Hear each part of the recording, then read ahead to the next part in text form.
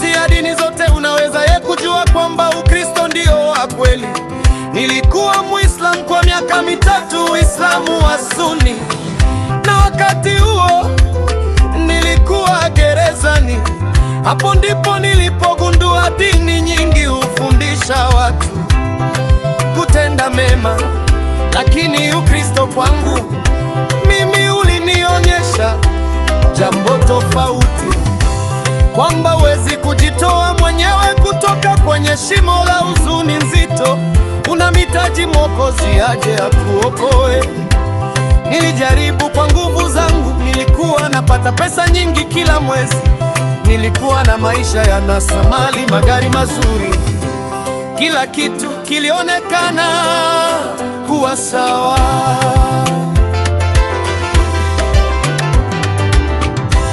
Lakini bado kulikuwa na ombwe moyoni.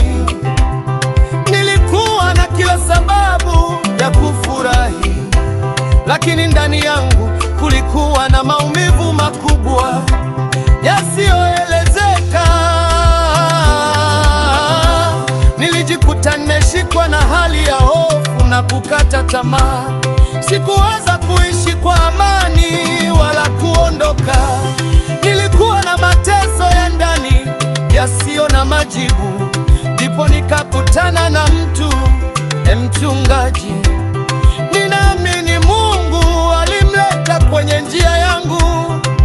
Alizungumza nami akasema, wewe ni wa kawaida, wewe ni mtu asiye mkamilifu, unajitahidi kuzalisha ukamilifu, na ndiyo maana unajisikia juu.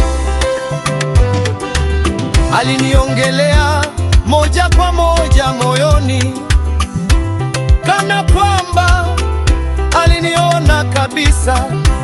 Nikatambua kuwa hii ilikuwa tofauti, sio kufundishwa tu kufanya mema, bali kushughulikiwa mzizi wa tatizo.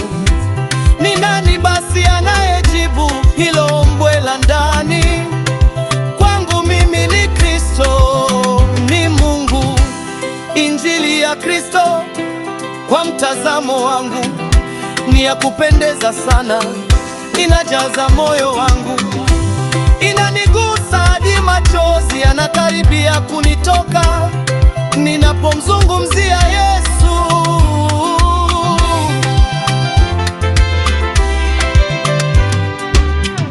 Kila ninaposema jina lake, kuna kitu ndani yangu kinachofurika.